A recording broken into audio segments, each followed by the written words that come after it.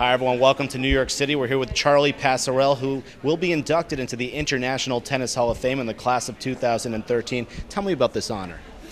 Well, I think it's the ultimate honor that a person that's been involved in the sport of tennis can receive. To be in that hall in Newport, it's alongside so many of the great players, so many of the great people in the sport of tennis. It's really a daunting experience. And what are your thoughts on Cliff Drysdale? Well, Cliff is one of my buddies, and we actually spend not only did we spend a lot of time together while we were playing on the tour, but we now spend a lot of time together playing golf on the golf course, and it actually makes it very special for me, actually extra special, I should say, to be inducted into the Hall of Fame alongside with Cliff and also Jan, because these are two of my contemporaries, and so Cliff most definitely deserves it. He's been a great voice in the sport of tennis, not only broadcasting on television, but in really straightening the game out. And he and I, alongside, because we share common views about how the sport should be run and promoted. Fought many battles, and I'm very proud that to be alongside with him and be inducted in the Hall of Fame, and he most definitely deserves it. And Jan, tell me about him. Well, Jan is a character. If there's Jan always played the villain on the tour, and but he certainly where he put his mouth, things happen. He committed to doing certain things, and they always happen. And he certainly is a visionary man in the sport. Has done tremendous work in Europe. The tournament in Madrid is really a tournament that every tournament should be measured against. And John has committed his own personal resources to make that happen. And he's really an entrepreneur. He's somebody that I'm also very proud to be of his generation.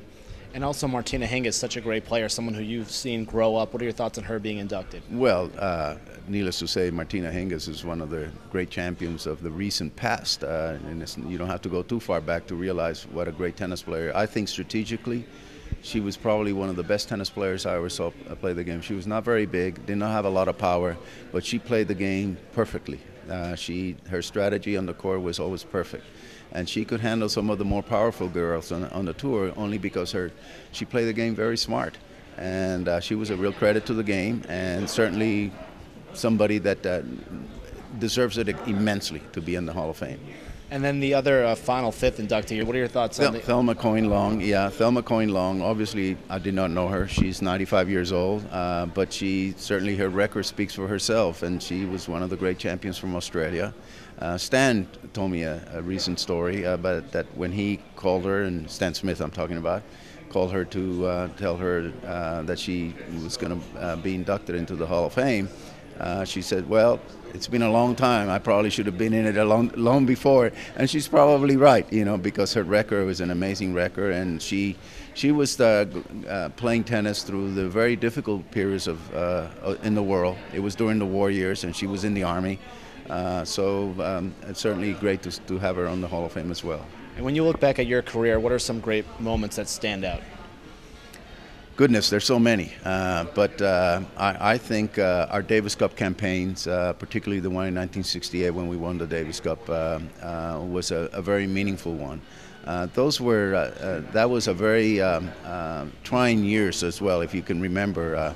That's when Robert Kennedy got assassinated, and the world was at least in the United States, but actually the whole world was in really an upheaval, and for us to be going out there and representing the United States and be triumphant to win the Davis Cup meant an awful lot. So I'd have to put that way up there. And I was there with my buddies, Arthur Ashe, and Stan Smith, and Bobby Lutz, and Dennis Ralston, and Donald Dell, it was really quite an experience. But just overall, it's really hard to single out one specific moment. I think walking on center court at Wimbledon was also a very special time. I mean, you're walking into the cathedral of tennis, and if you didn't get goose pimples, you didn't deserve to be out there. And so I got them every time I walked out there, and I had the opportunity to get out there quite a few times. So as well as playing at the U.S. Open. Just there's so many great experiences. Well, Charlie Pasarell, congratulations, and we look forward to seeing you on the walls of Newport. Thank you so much. Harry Cicma here with Charlie Pasarell, the newest inductee to be in 2013 at the Tennis Hall of Fame.